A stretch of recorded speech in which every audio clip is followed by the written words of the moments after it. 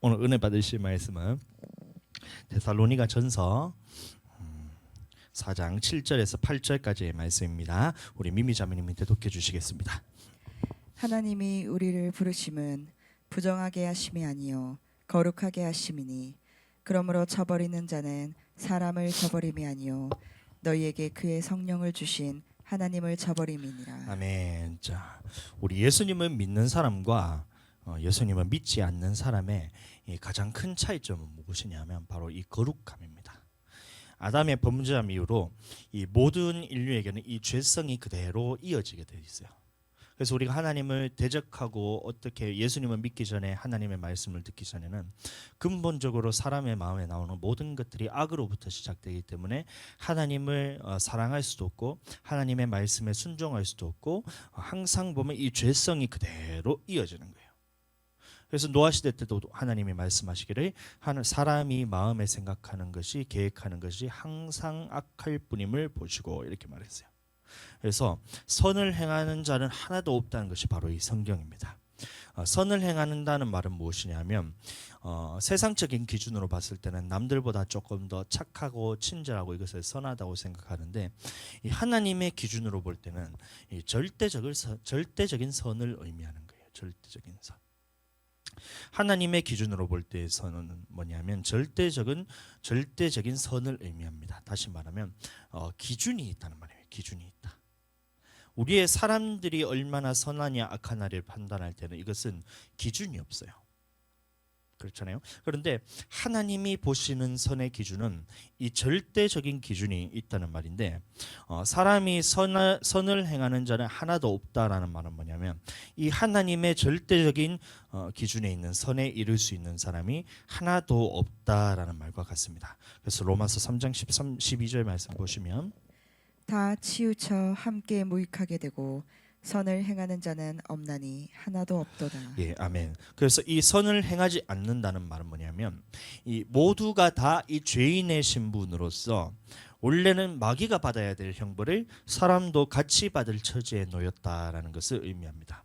그러나 하나님께서는 이 형벌을 피할 길을 열어주셨는데 이 바로 예수님을 믿는 이 방법을 통해서 이 형벌을 피할 길을 열어주신 것입니다. 그래서 창세 이후로 세상이 끝날 때까지 모든 사람들 아담 때부터 예수님이 다시 오실 그때까지 이 모든 사람은 오직 예수님을 믿는 사람들만 구원을 받게 되는 거예요. 이 사실이 믿어지는 사람은 구원을 받는 것이고 이 사실이 믿어지지 않는 사람은 여전히 이 죄로 인해서 멸망을 받는다는 것이 이것이 사실이고 이것이 현실입니다. 그런데 예수님을 믿는다는 이 명제에 대해서 예수님을 믿는 사람들만 구원을 받는다라는 이 부분에 대해서는 많은 사람들이 동의를 하지만 기독교인들 중에서 근데 이 믿는다는 이 명제에 대해서 사람들의 생각이 굉장히 다양합니다. 어떤 사람들은 입술로 주로 고백만 하기도 해도 천국 간다고 생각하는 사람들이 있어요. 구원파와 같은 사람들, 하이퍼 칼비니즘이라고 얘기하는데 극단적인 칼빈주의자들 이런 사람들은 예수님 한 번 주로 고백만 하면 이 어떻게든 뒤에 살아가는 일들에 대해서는 하나님께서 두드려 패고 해가지고 짬뽕을 만들어가지고 결국에는 네 영혼을 천국으로 보내주신다. 이게 뭐냐면 하이퍼 칼버니스트라고 이제 그 극단적인 칼빈주의자들 이런 사람들도 있고 또 어떤 사람들은 예수님을 믿으면 죄를 지을 때에 죄를 짓더라도 예수님을 믿고 죄를 짓더라도 이 말씀을 듣거나 할 때 찔리기 때문에 이것은 용서받은 것이다. 말씀을 들을 때에 내가 찔린다는 말은 이것이 하나님 앞에서 말씀을 받은 사람이기 때문에 이 용서받았다. 그렇기 때문에 찔리는 것을 보면 내가 하나님의 말씀에 순종하는 것과 똑같다. 왜냐하면 모든 사람들은 죄를 지을 수밖에 없는 이 연약한 사람이기 때문에 말씀을 듣고 내가 찔린다는 이 사실을 볼 때는 내가 구원받은 거다라고 생각하는 사람들이 있습니다. 오늘날 대부분 크리스천들이 이런 전통을 따르기를 좋아합니다. 왜냐하면 이 똑같이 불순종해도 천국 간다는 말이에요. 대신에 찔림이 있기 때문에 이 완전히 대놓고 하나님의 말씀에 불순종하는 이런 사람들보다는 내가 좀 더 낫다. 그래서 쟤들은 천국 못 가지만 나는 이 말씀을 듣고 찔리기 때문에 또 기도도 하고 교회에 있으면서 봉사활동도 하고 하나님 앞에서 이런 뭐 많은 일들을 하기 때문에 나는 천국은 간다 이렇게 생각합니다. 그리고 여기서 조금 더 나아가는 사람들은 자기는 말씀에 순종하는 것들로 인해서 천국 간다 생각하는 사람들이 있어요. 이것도 위험한 것이 뭐냐면 우리는 완벽한 사람이 아닙니다. 순종하기 위해 노력하기도 하고 하나님 앞에서 변화된 것을 믿고 이것을 하나님 앞에서 변화되기도 하지만 여전히 우리 속에는 이 죄성이 자리 잡고 있고 사도 바울도 이 죽을 때까지 육신이 자신을 끌고 가는 것을 보았다라고 말하고 있기 때문에 자신을 공고한 자라고 말하고 있기 때문에 이 하나님의 말씀에 순종하는 이 행위로서 천국 간다라고 생각하는 것도 여러분들 조금 위험한 생각입니다. 로마서 7장 24절 오호라 나는 공고한 사람이로다. 이 사망의 몸에서 누가 나를 건져내랴. 예, 사도 바울이 자신에게 육신이 자신을 끌고 가는 것을 계속해서 본다는 거예요.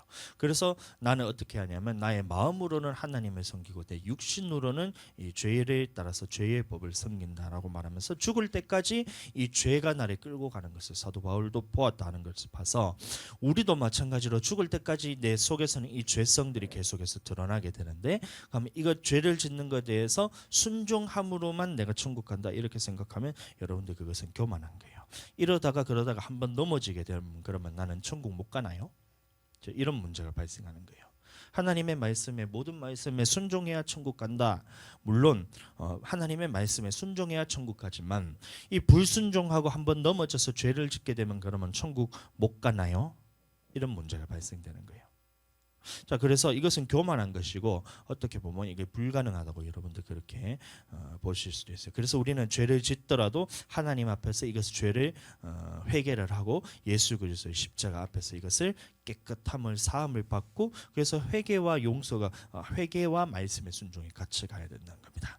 또 완전히 극단적으로 예수님을 믿지 않더라도 행위로만 천국 간다라고 생각하는 사람들이 있어요. 반대말인데 뭐냐면 알미니우스라는 여러분들 들어보셨나요? 알미니우스주의라고 칼빈주의가 이게 예수 그리스도를 믿기만 하면 천국 간다. 이게 칼빈주의라면 이 반대쪽에 있는 거예요.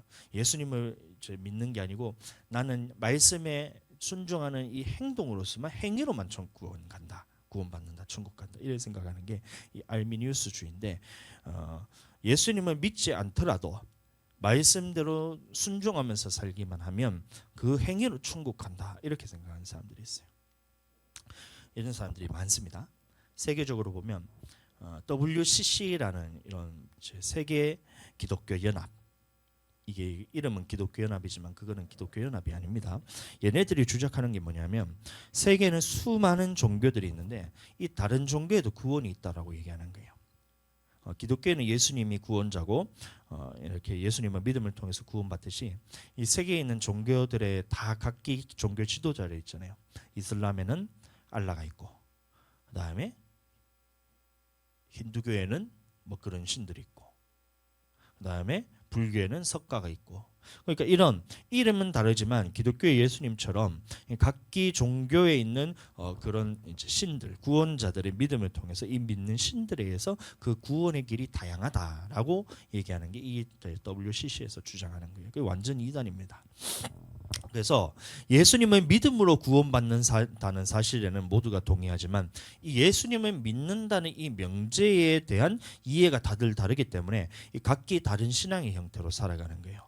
그래서 이런 우리는 이제 예수님의 믿음과 그리고 행함이라는 이 두 가지의 서로 이제 역설적인 이런 관계 속에서 어떻게 올바른 신앙으로 자랄 수 있는지에 대해서 이 말씀을 통해서 우리가 정립을 해야 되는 거예요. 그래서 오늘 이 부분에 대해서 조금 우리가 제가 이제 터치할 거기 때문에 잘 들어주시기 바랍니다. 자, 우리가 그래서 첫 번째 말했는 이런 구원파나 아니면 이제 WCC 같은 이제 마지막에 말했던 이런 사람들은 이단으로 우리가 분별이 됩니다. 예수님을 믿고 주로 고백만 하면 천국 간다. 이 구원파잖아요. 그래서 이단으로 정죄받고 예수님을 믿지 않고 다른 종교에도 구원이 있다. 그래서 우리가 행함으로써 그 수련이나 그런 참선 같은 것도 많이 하고 다른 사람한테 구제 같은 거 많이 하면 천국 간다. 이런 말은 우리가 이제 이단으로서 분별이 됩니다. 그런데 이번 예수님을 믿는 믿음으로 구원을 받는 것이지 행위로 구원을 받는 것이 아니다. 이렇게 말하면 여러분들 헷갈리기 시작해요. 그렇죠? 3번 예수님은 믿는 것보다 행함이 중요하다. 그래서 믿음으로만 구원받는 게 아니라 행함이 있어야 구원을 받을 수 있다. 이런 말을 들을 때는 헷갈리기 시작합니다. 왜냐하면 두 가지 다 말씀 안에 있기 때문에. 그런데 여러분들 이 두 가지 말은 같은 말이란 걸 여러분들 그걸 이해하셔야 돼요. 이 예수님은 믿음으로 천국까지 행함으로 천국 가는 것이 아니다라는 이 말과 예수님을 믿는 믿음으로만 천국 가는 게 아니고 행함이 있어야 천국 간다. 이게 완전히 극단적으로 반대말 같지만 이 두 가지가 같은 말이라는 것을 여러분들 이해하셔야 돼요. 자, 믿음이란 말에 있어서 우리는 두 가지를 믿어야 됩니다. 하나는 뭐냐면 우리가 하나님의 백성이 되는 방법, 하나님의 자녀가 되는 방법, 이 죄인에서 의인으로서 칭함을 받는 방법, 이 죄의 종로를 타던 우리가 하나님의 자녀가 되는 이 방법에 대해서는 이건 우리의 행위로서 되는 것이 아니에요. 우리가 아무리 노력을 하고 의인이 되려고 막 세상에서 막 잘 살려고 노력을 해봐야 하나님 앞에서 예수 그리스도를 믿지 않는다면 이 모든 했던 이런 선한 일들은 이것은 악에서 나는 거예요. 그렇기 때문에 우리가 죄인에서 의인으로서 신분 변화가 일어나기 위한, 다시 말하면 하나님의 백성으로 거듭나기 위한, 이 죄의 종로를 타던 사람들이 하나님의 자녀가 되는 이 방법에 있어서는 오직 믿음으로만 되는 겁니다. 그래서 예수 그리스도를 주로 고백하는 이 믿음을 통해서만 하나님의 자녀가 되는 거예요. 그런데 이 믿음을 예수님이 하신 말씀이 진리라는 것을 믿고 이 순종하는 믿음에다 갖다 붙이게 되면 우리의 신앙이 거기서부터 이상해지는 거예요.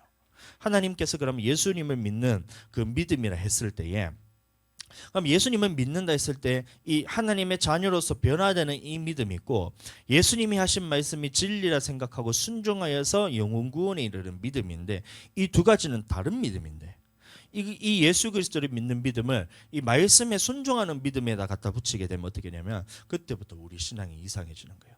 그래서 칼빈주의자들이 말하는 이 행함이 아닌 오직 믿음으로 구원받는다 했을 때는 하나님의 백성이 되는 이 방법에 있어서, 하나님의 자녀가 되는 이 방법에 있어서는 우리는 예수님을 믿지 않고서는 하나님의 자녀가 될 수 없는 거예요. 예수님을 믿지 않고서는 하나님의 백성이 될 수 없는 겁니다. 그래서 그 부분에 있어서는 오직 예수님을 믿음으로서만 우리가 구원을 받을 수 있다 했을 때 그 입구에 들어오는 입구가 무엇이냐면 이것 외에는 아무것도 없다는 거예요. 이 부분에 대해서 말할 때는 예수님 믿음, 오직 믿음으로만 구원받는다 했을 때 그 말이 맞아요.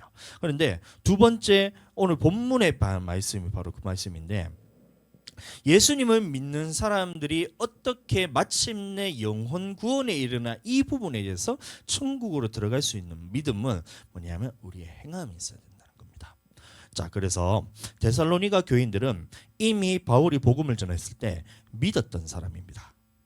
저번 주에도 제가 계속해서 얘기했다시피 그냥 믿었던 것이 아니라 순교를 각오하고 죽음을 불사하고 예수 그리스도를 믿었던 사람들이에요. 진짜 믿음을 가진 사람들입니다.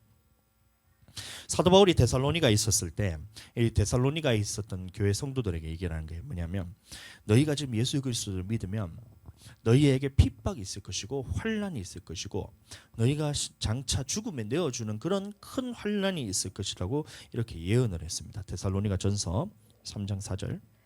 우리가 너희와 함께 있을 때 장차 받을 환난을 너희에게 미리 말하였는데 과연 그렇게 된 것을 너희가 아느니라. 예, 그래서 사도 바울이 데살로니가 교회에 있었을 때 너희가 장차 환난에 던져질 것이다. 그래서 이런 채찍질에 맞기도 하고 막 불에 타 죽기도 하고 순교를 하기도 하고 이런 모든 환난이 너희에게 올 것이라고 내가 너희에게 얘기했는데 그 내 말이 아니잖아. 봐라, 성령께서 내게 감동으로 주셔서 너희한테 예언처럼 그렇게 예언을 했는데 과연 지금 너희가 6개월이 지난 상황을 보니까 너희가 그렇게 된 것은 너희가 봐봐라 알고 있지 않느냐, 이래 얘기하는 거예요. 그런 굳건히 믿음을 지키고 있는 그런 상황이라는 겁니다. 데살로니가 교인들이 예수님을 부인하지 않았어요. 장차 환난에 넘겨질 때에 예수님을 부인하지 않고 끝까지 예수님을 시인할 만큼 사도 바울은 믿음을 그 데살로니가 교인들은 믿음을 굳건히 지키고 있는 그런 상황이었다는 겁니다. 자, 그러면 여러분들 예수님 믿는 주로 고백하면 천국 간다라고 얘기할 것 같으면 사도 바울은 데살로니가 교회 성도들아 너희가 그만하면 됐다. 너희가 진짜 믿음 있는 사람들이네. 예수 그리스도를 죽음 앞에서도 그렇게 시인하는 거 보니까 너희는 진짜 신앙인이네. 그만하면 됐다. 이제 자고 쉬어라. 이렇게 하면 되잖아요. 근데 이렇게 얘기하지 않고 오히려 사도 바울이 얘기하는 걸 한번 들어보세요. 너희가 행하는 바를 더욱 힘쓰라라고 권면합니다. 데살로니가전서 4장 1절. 그러므로 형제들아 우리가 끝으로 주 예수 안에서 너희에게 구하고 권면하노니 너희가 마땅히 어떻게 행하며 하나님을 기쁘시게 할 수 있는지를 우리에게 배웠으니 곧 너희가 행하는 바라 더욱 많이 힘쓰라. 예, 더욱 많이 힘쓰라라고 말하고 있어요. 이 죽음 앞에서 죽음을 불사하고 예수 그리스도를 시인했던 이 데살로니가 교인들에게 사도 바울이 야, 너희 정말 잘하고 있다. 위로하면서 야, 그만하면 됐다. 어떻게 이렇게 믿음이 정말 6개월밖에 되지 않았지만 너희가 믿음이 이렇게까지 자랐냐. 이래 칭찬하면서 데살로니가 교인들이 이렇게 세워주고 좀 쉬도록 해줘야 되는데 그렇게 하지 않고 뭐라고 얘기했냐면 하나님을 기쁘시게 할 수 있는지를 우리에게 배웠으니 다시 말하면 하나님을 기쁘시게 하는 일이 무엇이냐면 너희의 거룩함이거든요. 하나님의 기쁘시게 하는 것은 뭐냐면 거룩함을 의미합니다. 데살로니가 전서 4장 3절. 하나님의 뜻은 이것이니 너희의 거룩함이라. 예, 그러니까 실제로 죽음 앞에 순교하고 있는 성도들에게 편지하기를 거룩함에 이르기까지 더욱 많이 힘쓰라라고 사도 바울이 편지를 하고 있다는 거예요. 자, 그리고 하나님이 우리를 부르신 이유는 예수님을 믿게 하신 이유는 마찬가지로 거룩하게 하기 위해서 불렀다라고 말하고 있는 것입니다. 사도 데살로니가전서 4장 7절 말씀. 하나님이 우리를 부르심은 부정하게 하심이 아니요 거룩하게 하심이니. 예, 그러니까 예수 그리스도를 믿는다고 너희가 다 끝난 것이 아니야. 죽음까지 불사하면서 너희가 예수 그리스도를 주로 고백하고 그렇게 살아가는 거 물론 너희 정말 잘하고 있어. 그런데 그게 끝나는 것이 아니야. 너희를 예수 그리스도를 믿고 그렇게 하나님의 백성으로서 부르시고 죽음 앞에서도 너희가 예수 그리스도를 시인할 수 있는 그 믿음으로서 너희가 있는 것을 내가 봤는데 야, 그래, 너희가 정말 잘하고 있어. 그런데 그럼에도 불구하고 너희 영혼이 천국 가기 위해서는 어떻게 해야 되냐면 하나님께서 너희를 그렇게 예수 그리스도를 믿게 하신 그 이유가 뭔지 아냐? 예수 그리스도를 그렇게 네가 끝까지 시인할 수 있도록 하나님께서 성령께서 너희를 붙들어 주시는 이유가 뭔지 아냐? 왜 그렇게 너희를 하나님의 백성으로 부른 줄 아냐?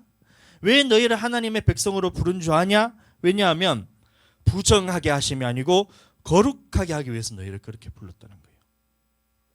사랑하는 여러분, 우리가 예수님을 믿고 하나님의 자녀로 부르심 받은 이 이유가 뭐냐면 우리를 거룩하게 하기 위해서 하나님께서 부르셨다는 겁니다. 그러면 우리는 어떻게 해야지 거룩하여질 수 있느냐? 이 부분에 대해서 우리가 말씀을 통해서 보아야 되는데 오늘날 많은 크리스천들은 교회 생활 열심히 하면 자기들이 거룩한 줄 알아요. 그러니까 평일에도 교회 가가지고 막 봉사활동하고 찬양 연습하고 막 청소하고 식당 봉사하고 애기들 잘 봐주고 막 교회에 있는 것들에 대해서 뭐 일 있다면 수련회 참석 잘하고 기도에 참석 잘하고 말씀 막 열심히 보면 이게 자기가 거룩해지는 줄 알아요. 이런 것들을 막 자기가 이런 것들을 많이 하면 자기가 거룩한 것으로 착각을 합니다. 여러분들 거룩은 그렇게 되는 것이 아니에요. 거룩하게 되는 것은 정확하게 하나님의 말씀과 기도로서 거룩해지는 거예요. 자, 한번 보겠습니다. 디모데전서 4장 5절. 하나님의 말씀과 기도로 거룩하여짐이라. 예, 하나님의 말씀과 기도로 거룩해진다는 거예요. 그러니까 봉사활동 하지 말라는 얘기가 아니고 이 봉사활동을 한다고 해서 내가 거룩해지는 것이 아니란 거예요.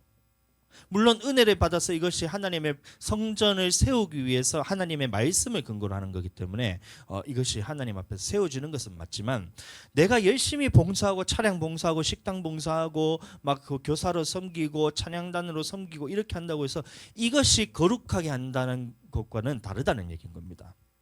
하나님의 말씀으로 거룩해진다는 말은 뭐냐면 이 하나님의 말씀을 들을 때에 하나님의 말씀을 듣고 이것을 내 것으로 받아들인다는 말과 같아요. 그래서 씨 뿌리는 비유를 보시면 씨는 하나님의 말씀이라 그럽니다. 누가복음 8장 11절. 이 비유는 이러하니라.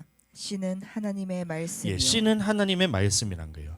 자, 그러면 하나님의 말씀을 들을 때에 지금 우리가 하나님의 말씀을 듣잖아요. 그럼 이거는 씨가 뿌려진 것과 똑같아요. 그래서 제가 열심히 지금 씨를 뿌리고 있는 겁니다. 근데 씨를 뿌리는데 그 다음에 비유의 내용이 뭐가 나오냐면 내 밭의 비유가 나옵니다. 내 밭의 비유가 나오는데 밭 네 가지가 뭐죠? 첫 번째 길가밭, 두 번째 바위 위에 떨어지는 거, 세 번째 가시떨기, 네 번째 좋은 밭이 있다는 거예요. 그럼 이 네 가지 밭이 있다는 거예요. 하나님의 말씀을 뿌리는 것, 이 하나님의 말씀을 드릴 때 이건 뭐냐면 씨를 뿌리는 것과 똑같다는 겁니다. 그럼 이 씨를 뿌릴 때에 이 듣는 사람들에게는 어떤 이 현상들이 나타나냐면 이 네 가지 밭들이 어떤 사람은 너는 길가밭, 너는 가시떨기밭, 너는 돌짝밭, 너는 좋은 밭 이게 아니고 말씀을 들을 때마다 각자 자기 지금 마음밭이 어떤지를 그것을 돌아볼 때 이 네 가지 밭 중에 하나가 지금 나라고 봐야 돼요. 그래서 말씀이 뿌려질 때 첫 번째는 뭐냐면 길가밭이 있어요. 이게 누구 한 사람을 말하는 것이 아니고 내가 말씀을 들을 때에 이 네 가지 밭 중에 하나가 내가 지금 이 네 가지 밭 중에 하나가 지금 나라는 거예요.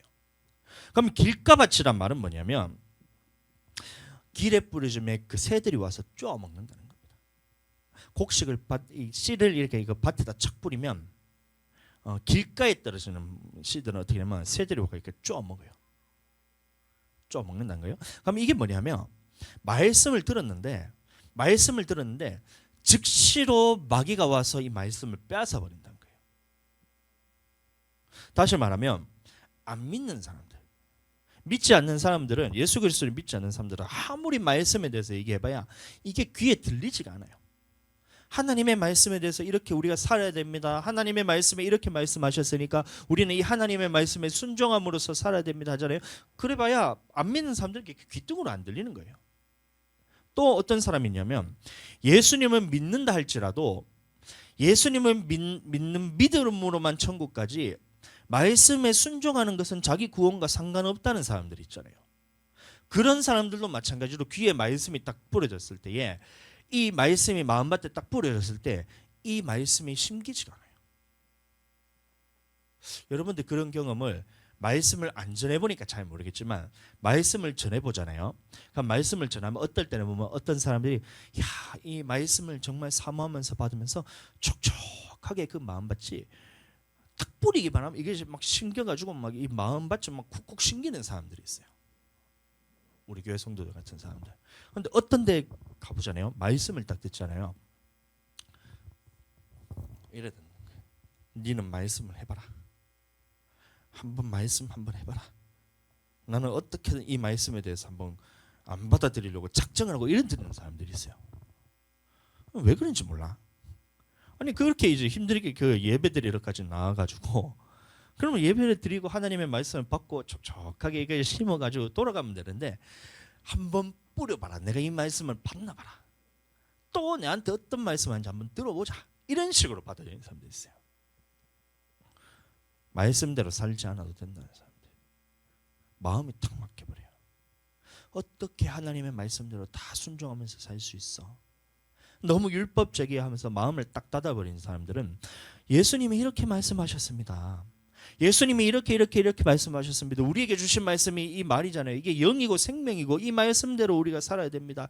해서 말씀에 딱 뿌렸는데 말씀에 대해서 받아들일 생각조차 없는 사람들이 있어요. 이게 길가밭과 같다는 겁니다. 그런 사람들은 마귀가 즉시로 말씀을 빼앗아가요. 왜 마귀가 그 말씀을 빼앗아가냐면 이 사람의 영혼을 멸망시키기 위해서 그 말씀을 즉시로 빼앗아갑니다. 말씀 듣는 우리가 지금 제 말씀 유튜브로 듣는 사람들도 있을 건데 그 사람들 중에서도 이런 말씀들을 들었을 때 받아들이는 사람도 있고 이 말씀에 대해서 튕겨져 나가는 사람도 있어요. 자, 그러면 말씀이 심겼다는 말은 뭐냐면 이 내 마음속에 말씀이 있다는 거예요. 그러면 말씀이 내 속에 심겼다는 것을 여러분들이 어떻게 알 수 있을까요? 내 속에 하나님의 말씀이 심겼는지 내 속에 하나님의 말씀이 심기지 않고 빼앗겼는지에 대해서 여러분들이 어떻게 알 수 있냐면 들었을 때 하고 기억나잖아요. 그러면 말씀이 심긴 거예요. 또 하나님의 말씀에 불순종할 때에 이런 말씀들이 생각나면서 내 속에서 찔림이 있습니다. 여러분들 그런 경험 없으세요? 저는 굉장히 많아요. 특히 요새 제가 이제 말씀이 얼마나 많이 찔리냐면 노하지 말라는 이 말씀이 얼마나 얼마나 찔림으로 다가온지 모릅니다. 노하는 자마다 심판을 받게 된다는 말이 제가 속에서 얼마나 많이 찔리는지 몰라요. 하루에도 열댓 번씩 노하는 것이 막 속에서 부글부글 끓어올라오거든요. 로아 다 재우고 있을 때, 로아 다 재우고 있는데 하늘이가 뛰어넘어가면서 로아를 발로 밟아요. 그러면 여기서 올라오면서 야! 야! 이랬다는 거예요. 그러면 이 말씀이 내가 찔린다는 말은 뭐냐면 안 믿는 사람들은 찔리지가 않아요. 내가 화나니까 화날만 하니까 화낸다 생각하는 거예요. 여러분 성경에서 화날만 하면 화내라는 말이 어디 있어요? 성경에. 그렇지 않아요? 성경에 볼 때에 야 노하는 자들은 심판을 받는다고 말은 하고 있는데 네가 노할만 하면 내가 봐줄게 이 말씀이 성경에 어디 있어요? 없어요. 노하는 자마다 심판을 받게 된다는 말인데 그러면 내 속에서 이렇게 해붙여 버렸을 때 내 속에 찔림이 같이 올라오게 됩니다. 그럼 이 말은 뭐냐면 나는 안 믿는 사람과 근본적으로 다른 사람이 됐다는 거예요. 하나님의 말씀에 대해서 받지 않는 사람들과는 근본적으로 다른 사람이 됐다는 거예요. 내 속에서 찔림이 온다는 사실은. 그럼 이것만 해도 여러분들이 얼마나 감사한지 모릅니다. 하나님의 말씀이 내 안에 심겼다는 거거든요. 여러분들 이 찔림 있을 때 하나님의 말씀이 내게 심겼다는 것을 알 수 있는데 여러분들 세상을 지금 보잖아요. 음행이 얼마나 파헤치는지 몰라요. 여러분들 혼전순결이란 말 여러분들 들어보셨죠? 그런데 혼전순결이란 말은 요새 그런 말을 쓰지도 않아요. 2015년 이후로는 혼전순결이란 말을 쓰지도 않아요. 그전에는 통계하기 위해서 조사를 하잖아요. 혼전순결에 대해서. 그러면 2015년 자료로 봤을 때에 혼전순결에 대해서 어떻게 생각하냐 했을 때에 남자들은 뭐 몇 퍼센트, 막 여자들은 몇 퍼센트 찬성 반대 이렇게 하잖아요. 그러면서 와 세상이 이렇게 악해졌냐 큰일 났다. 우리 아이들이 자라날 때 이 혼전순결에 대해서 기독교인들이 가치관을 바로 세워야 된다면서 막 그렇게 했었어요. 그런데 2015년 이후로부터는 혼전순결에 대한 이 여론조사조차도 하지 않아요. 이미 그것이 사람들에게 당연한 것으로 받아들여져요.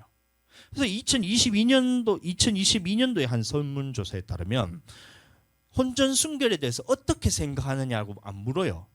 뭐라고 묻냐면 이제 성관계를 언제 했냐 이렇게 물어요. 근데 더 충격적인 것은 남자의 66%, 여자의 57%가 이미 20대, 24세, 20에서 24세 때 이미 첫 경험을 다 했다는 거예요. 그러니까 혼전순결에 대해서 이미 사람들이 그거에 대해서 지켜야 된다는 이런 생각조차도 하지 않고 당연하게 문화로서 자리 잡고 있어요. 학생들에게 요새 사귄다는 말을 못하는 거 아세요? 사귄다는 말. 우리는 학교 다닐 때 사귄다 했을 때 야 얘네들이 사귀는구나, 야 보기 좋다 이거잖아요. 근데 요새는 학교에서 사귄다는 말을 할 수가 없어요. 왜냐하면 아이들의 그 사귄다는 개념이 뭐냐면 성관계까지 해서 이 속궁합을 맞춰보는 것까지가 사귀는 걸로 이미 사람들이 다 그렇게 받아들이고 있어요. 그래서 목사님들하고 얘기하면서 야 요새 학교 그 교회 학교에서 그 중고등부한테 얘기를 할 때 사귄다라는 말을 교회에서 할 수가 없다. 알아간다라고 해야 된다. 이렇게 얘기하면서 그 얘기를 하는데 제가 그걸 듣고 충격을 받았어요. 얼마나 세상의 문화가 한번 열리기 시작하니까 이 음란이라는 것들이 타고 들어와가지고 이게 문화로 다 자리잡고 있잖아요. 제가 그리고 저 어린이부 학예 그때 할 때도 갔을 때 제가 충격받았던 것이 어떻게 그런 곡을 아이들한테 그걸 시킬 수가 있나. 애들 때부터 그런 것들의 문화에 대해서 다 영향받으면서 지가 뭐 엄마 킹카 이러고 있는데 엄마 킹카 노래가 아니잖아요. 그게 보면 엄마 킹카 아니야? 엄마 킹카 아니야? 그러니까 그런 노래들을 애들한테 하니까 이런 애들이 무분별하게 그런 것들에 대해서 다 받아들이면서 자기 속에 자리 잡고 있으면 이게 영향을 받아서 영혼이 얼마나 이게 더럽혀지는지 모릅니다. 그리고 또 한 해에 여러분들 이혼을 얼마나 많이 하는지 아세요? 이혼을 얼마나 많이 하는지 아세요? 2022년도 발표 자료입니다. 올 한 해 동안 2022년 발표 자료에 몇 명이 이혼했느냐? 21년도겠죠? 22년도에 9만 3천 가정이 이혼을 했어요. 9만 3천 가정. 조금 줄어가 9만 3천이고 2021년도에는 10만 1,000건이 이혼을 했었어요. 결혼은 한 해에 얼마를 하냐면 19만 건이 결혼합니다. 그러면 19만 건이 결혼하고 10만 건이 이혼을 해요. 그러면 2명 중에 1명은 지금 이혼하고 있다는 얘기입니다. 세상이 이렇게 되고 있어요. 이게 단순 비교긴 하지만 20만 건에 결혼하고 10만 건이 이혼을 하고 있어요. 아주 심각합니다. 그런데 대부분 이혼 사유가 뭐냐면 이 부부 간의 성격 차이 때문에 이혼을 한다는 거예요. 근데 이것은 표면적으로 성격 차이라 하지만 그 속에 있는 복합적으로 봤을 때 왜 성격 차이가 날까요? 이런 것들에 대해서 생각보다 여러분들 불륜 때문에 이혼하는 경우는 적어요. 약 10%, 16. 이거는 조금 더 그 전에 이제 간통죄가 폐지되기 전에 이혼 사유였는데 이혼에 대해서 이제 왜 이혼을 했냐 했을 때 16만 건이 그때 이혼을 했었거든요. 그럼 16만 건 중에서 16,000건이 이 배우자의 그런 외도 때문에 이혼을 했던 거예요. 약 10% 정도입니다. 그럼 10명 중에 1명이 불륜 때문에 이혼했다는 거예요. 그럼 적은 건 아니죠. 근데 이거 이혼할 때 불륜에 대해서 사람들이 생각하기를 이것에서 이혼 사유로 받아들여지지 않기 때문에 왜냐하면 이게 이제 성격 차이라고 하면서 이혼을 하게 되는 거예요. 그 전에는 간통죄가 이 형법으로 이제 다루었기 때문에 이혼의 사유가 해당이 됩니다. 그래서 왜 이혼하냐 했을 때 형법상 이것이 배우자의 외도이기 때문에 이혼한다고 이게 도장에서 법원에서 찍어줘요. 근데 이게 간통죄가 폐지되면서 이게 민법으로 이제 바뀌는 거예요. 그러면 돈 주고 난 돈으로서 이제 합의가 되는 이렇게 돼 보니까 이혼 사유가 되지가 않는 거예요. 배우자의 외도가. 자, 그런데 이런 게 중요한 게 아니고 성경에 보면 이런 말씀이 있습니다. 마태복음 5장 32절. 나는 너희에게 이르노니 누구든지 음행한 이유 없이 아내를 버리면 이는 그로 간음하게 하며 또 누구든지 버림받은 여자에게 장가드는 자도 간음함이라. 예, 마태복음 19장 6절. 그런즉 이제 둘이 하나요 한 몸이니 그러므로 하나님이 짝지어 주신 것을 사람이 나누지 못할지라 하시니. 예, 성경에서 보면 이혼이 왜 이렇게 많아지고 있냐 하면 이 하나님을 떠난 결과로서 나타나는 거예요. 왜 하냐면 결혼에 대해서 자기가 소중할 줄 모르는 거예요. 성경에서 보시면 혼인에 대해서 귀히 여기고 아내를 귀하게 여길 줄 알아라. 이게 이제 성경의 말씀이거든요. 데살로니가 교회에서 음행을 버리고 이방인들과 같이 세욕을 쫓지 말고 네가 주신 하나님 앞에서 배우자에 대해서 소중하게 여기라는 것이 이게 하나님의 말씀인데 하나님께서 짝지어 주셨다는 이런 믿음이 없는 거예요. 세상 사람들이니까 당연하죠. 그러니까 하나님을 떠난 결과로서 나타난 거예요. 하나님의 짝지어 주신 것을 믿지 못하니까 그것을 사람이 나누는 거예요. 이 사람도 하나님을 떠나도 저 사람도 하나님을 떠나 있으니까 하나님이 기뻐하시는 선택을 하지 못해서 그렇게 되는 거예요. 그러니까 믿지 아니하는 자들이 갈릴 때는 그것을 내버려 두라는 거예요. 갈리게 하라는 것이 하나님의 말씀입니다. 고린도전서 7장 15절. 혹 믿지 아니하는 자가 갈리거든 갈리게 하라. 형제나 자매나 이런 일에 구애될 것이 없느니라. 예, 그러니까 믿지 아니하는 자들은 이 이혼을 하게 되면 어떻게 되냐면 이 배우자를 통해서 가늠하도록 내버려 두게 된다 했잖아요. 근데 이혼을 하도록 내버려 두라는 말이 뭐냐면 이 믿지 않는 사람들에 대해서는 가늠하고 안 하고가 문제가 아니다. 예수님을 믿는 것이 문제이기 때문에 어차피 구원과는 상관없는 사람이기 때문에 갈리든지 안 갈리든지 내버려 두라는 거예요. 그러니까 이 안 믿는 사람들은 내버려 두란 말입니다. 그런데 고린도전서 10장 11절 10절 11절 말씀 보겠습니다. 결혼한 자들에게 내가 명하노니 명하는 자는 내가 아니요 주시라. 여자는 남편에게서 갈라서지 말고 만일 갈라섰으면 그대로 지내든지 다시 그 남편과 화합하든지 하라. 남편도 아내를 버리지 말라. 예, 이 말씀이 있던 거예요. 그럼 이것은 뭐냐면 주께서 명령하셨다라고 말하고 있어요. 사도 바울이 갈로쳐서 있는 말씀 있잖아요. 결혼한 자들에게 내가 명하노니 이것은 믿는 자들이 결혼한 자들에게 명하노니 이 말인 겁니다. 그래서 이 명하는 자는 내가 아니요 주시라. 여자는 남편에게서 갈라서지 말고라고 말하고 있어요. 그러니까 믿는 자들의 결혼과는 달라야 된다는 겁니다. 만일 갈라섰으면 그대로 지내든지 다시 그 남편과 화합하든지 하라. 남편도 아내를 버리지 말라 이래 말하고 있어요. 그러면 믿는 자들이 결혼했을 때는 갈라서지 말라는 것이 하나님의 말씀인 거예요. 이혼하지 말라는 겁니다. 이 배우자가 간음을 통해서 혹시 그런 것이 드러났을 때는 이것에 대해서 내어주라는 것이, 왜냐하면 그것에서 더럽혀졌기 때문에 그것을 보내주라는 말은 있지만, 왜냐하면 이런 음행한 영고 외의 아내를 버리는 자는 이 배우자로 하여금 또다시 간음을 하게 하기 때문에, 그 간음하게 하는 죄에 대해서 누구에게 묻냐면 그렇게 이혼한 사람에게 묻겠다는 것이 지금 하나님의 말인 거예요. 말씀인 거예요. 간음하기 때문에. 그래서 이혼하지 말라는 거예요. 하나님께서 짝지어 준 것에 대해서 너희가 이것에서 사람이 나누지 말라는 것이 하나님의 말씀인 것입니다. 그래서 믿는 자들의 가정에서는 갈라서면 안 됩니다. 어떠한 연유에 있든지, 이 배우자가 외도하는 경우가 아니고서는 이것에서 이혼하면 안 돼요.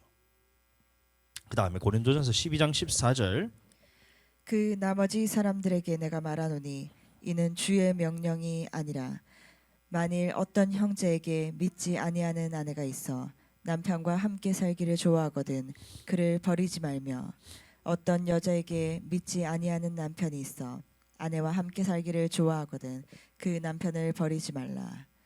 믿지 아니하는 남편이 아내로 말미암아 거룩하게 되고 믿지 아니하는 아내가 남편으로 말미암아 거룩하게 되나니, 그렇지 아니하면 너희 자녀도 깨끗하지 못하니라. 그러나 이제 거룩하니라. 아멘. 자, 그러니까 이것은 뭐냐면 그 나머지 사람들은 뭐냐면 한쪽이 믿는 경우입니다.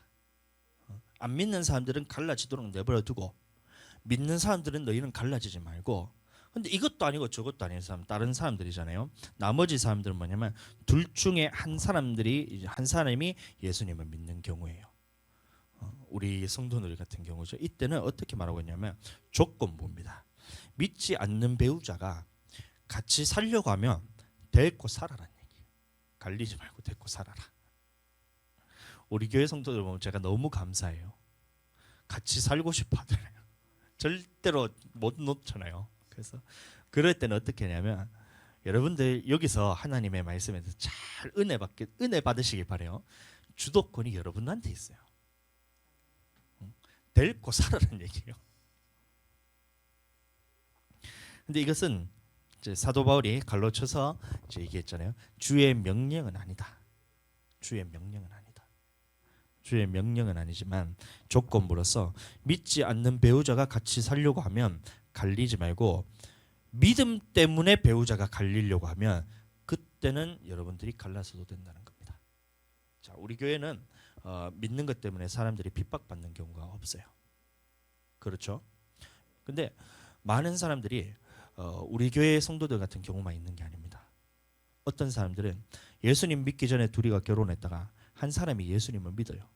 근데 은혜 받고 성령 충만해가지고 하나님 말씀대로 순종하려 하는데, 근본적으로 믿지 않는 사람들은 하나님에 대해서 대적하는 마음들이 있습니다. 근데 지금 여러분들 여기는 은혜입니다. 하나님의 은혜.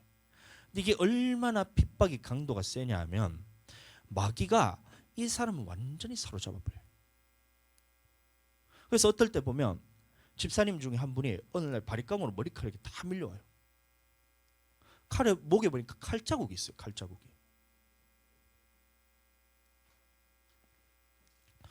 근데 목숨을 걸고 자기가 신앙생활하면서 교회 가는 것 때문에 그렇게 핍박받는데도 교회 와서는 그것은 내색을 안 해요.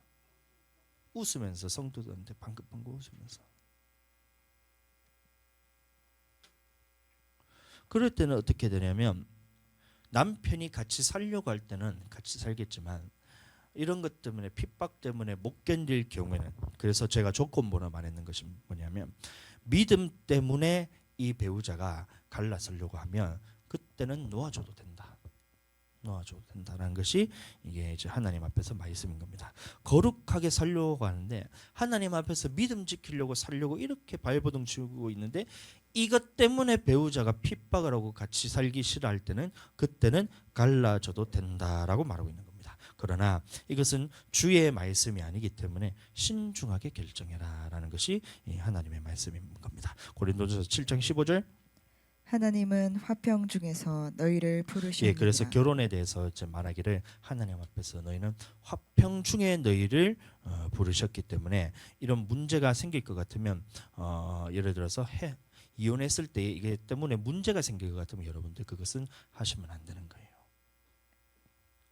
그런데 여러분들 이런 하나님의 말씀을 지금 들었을 때에 여러분들의 마음에 심겨지는 겁니다. 하나님의 말씀이 지금 뿌려졌을 때 여러분들이 지금 마음이 심겨졌어요. 그래서 이 하나님 앞에서 남편에 대해서 대할 때는 어떻게 대해야 되냐면 아내들은 남편을 대할 때에 주와 같이 예수님과 같이 섬기라는 것이 하나님의 말씀입니다.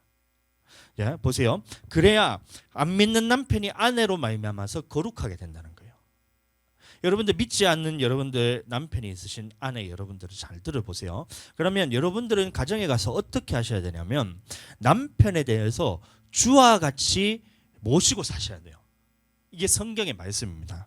왜 그러면 남편이 예수님 같은 사람이라서 그렇게 모시고 살라는 것이 아니고 안 믿는 남편이 이렇게 아내가 남편을 주로 섬기는 모습들을 보면서 야 하나님의 말씀에 이렇게 남편에 대해서 거룩하게 하나님 앞에 사는 모습을 보니까 하나님이 살아계시는 거란 것을 그 남편이 깨닫게 되는 거예요. 그래서 그것을 통해서 남편이 아내로 말미암아서 거룩하게 되지 집에 갔는데 남편을 종처럼 부리는 거예요. 종처럼 부리면서 그러면 남편이 무슨 생각을 하겠어요? 도대체 교회 가서 뭘 배웠냐? 도대체 하나님이 너한테 어떻게 가르치시느냐? 이렇게 되잖아요. 그러면 어떻게 돼요? 가정에 있어서 하나님 앞에 거룩하게 되지 않고 남편은 남편대로 살고 아내는 아내대로 살다가 결국에는 이렇게 살다가 끝나는 것이 아니라 남편과 아내의 사이에 계속해서 갈등과 불화가 생기면서 결국에는 하나님의 말씀에 순종하지 않은 것 때문에 이 사람들이 어느 순간 마귀가 확 사로잡아 버리는 순간 그때부터 핍박이 있기 시작합니다. 처음부터 핍박하는 건 아니라는 사실 여러분들 잘 이해하시기 바라요. 믿는 남편 안 믿는 남편이 아내가 그 결혼하고 교회 간다고 해서 바로 핍박하는 경우는 잘 없어요. 이미 대어받던 사람들이야 그렇게 하지. 그런데 교회 다니면서 사람이 변화되는 모습을 보면서 옆에서 바로 이렇게 막 잡아먹으려고 이렇게 하는 사람들은 잘 없습니다.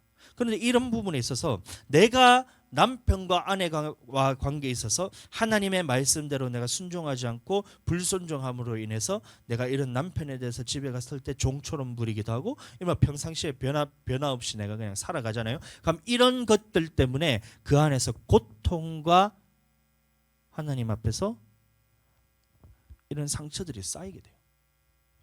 이런 것들이 쌓이게 되면 이 상처와 고통을 틈을 타서 남편에게 마귀가 든다는 거예요.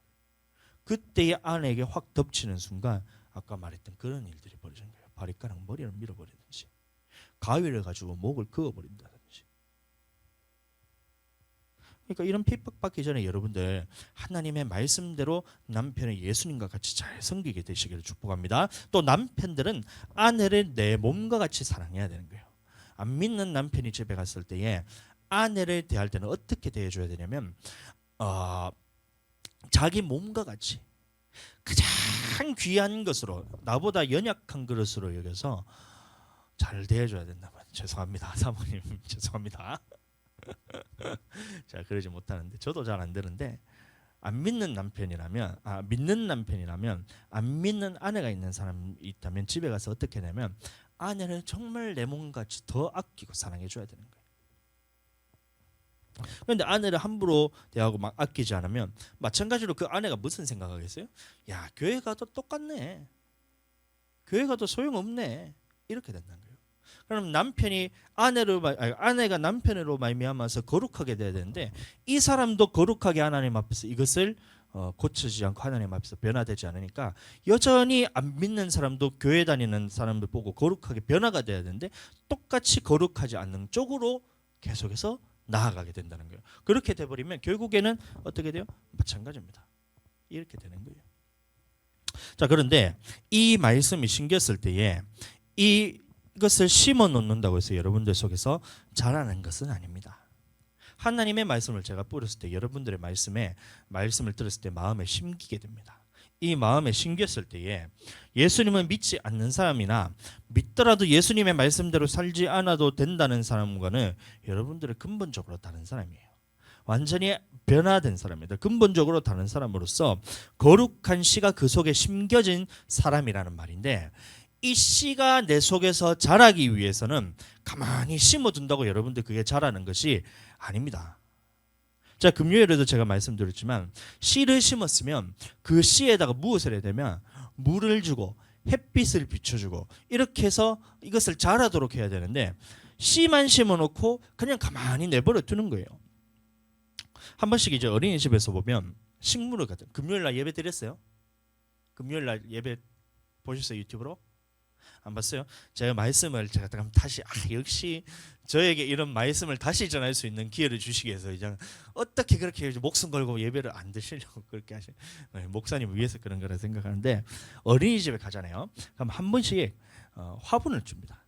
무엇을 주냐면 이 파도 심어서 주기도 하고 이 방울토마토 이런 것도 심어서 주기도 합니다.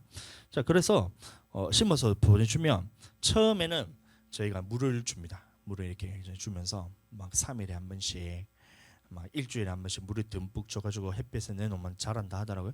그래서 물을 주는데 시간이 지나니까 제가 귀찮고 이래서 제가 잊어버렸어요. 그럼 뭐 어떻게 됐어요? 막 한 보름쯤 한 달쯤 지나서 이제 옥상에 올라가 봤더니 파가 이래가지고 막 죽어가고 있는 거예요. 이래가지고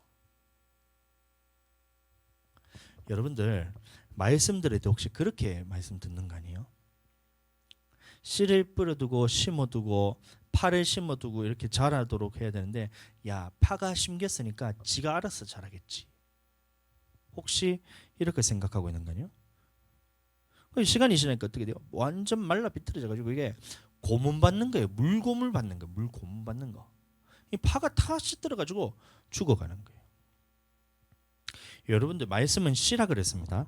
말씀을 들을 때에 여러분들 씨가 심어졌다고 이것이 그냥 자랄 거라 생각하고 있어요.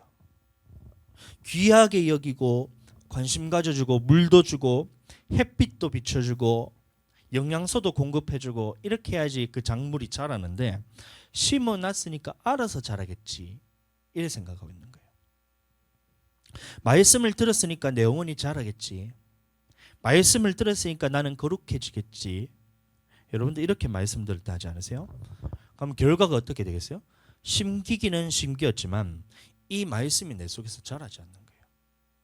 말씀을 들었으면 물을 줘야 되는데 물 주는 게 뭐냐면 성령 안에서 기도를 통해서 물을 줘야 되는 것이고 이 햇빛을 비춰줘야 하는데 햇빛은 하나님의 은혜라 말하고 있어요. 그러면 은혜를 통해서 이 말씀에 대해서 가꾸고 씨가 자라도록 하나님 앞에서 관심을 가지고 이 말씀에 대해서 귀하게 여기고 내 것으로 생각하면서 생각하고 또 생각하고 관심을 가져주고 이렇게 생각을 하면서 계속해서 길러줘야 되는데 말씀이 내 안에 딱 던져지니까 하나님의 말씀이 내 안에 뿌려졌구나 네가 알아서 자라겠지 하면서 말씀을 그냥 내버려둬요. 심기기는 심겼는데 길가밭은 아닐지 모르지만 말씀이 자라도록 옆에서 도와주고 옆에서 길러주고 물도 주고 햇빛도 주고 영양소도 공급해주고 이래야 자라는데 뿌려진 말씀이 그래야 자라는데 우리가 거룩해지기 위해서는 반드시 이 말씀과 기도로서만 거룩해진다는데 하나님 앞에서 말씀을 심어놓고 말씀을 심어서 내가 하나님의 말씀이 심겨 있는데도 이것에서 기도를 하지 않으니까 어떻게 돼요? 심긴 말씀이 자라지를 못하는 거예요. 뿌려진 말씀들이 자라지를 못하는 거예요. 내 밭에 비유잖아요. 길가밭은 아닐지 몰라요. 근데 물을 주지 않으면 돌짝밭과 똑같은 거잖아요.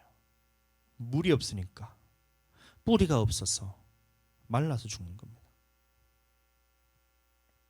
데살로니가 교인들에게 사도 바울이 처한 상황을 너무 잘 알았어요.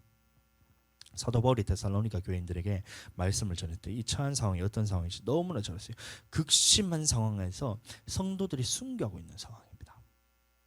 그때 사도 바울이 얘기하기를 야 데살로니가 교인들아 너희 그만하면 됐다 이렇게 하지 않았어요. 예수님을 잘 믿었으니까 너희가 그만하고 쉬어도 된다 이렇게 말하지 않고 뭐라 얘기했냐면 하나님이 기뻐하실 것을 깨달아 더욱 거룩하게 되기를 위하여 힘쓰라 라고 말하고 있어요. 다시 말해서 이게 예수님을 잘 믿고 있는 사람들에게 사도 바울이 말한 것이 뭐냐면 너희가 거룩하게 되기 위해서 말씀과 기도에 있어서 더욱 힘쓰라 라고 말한 것이 사도 바울의 메시지였던 거예요.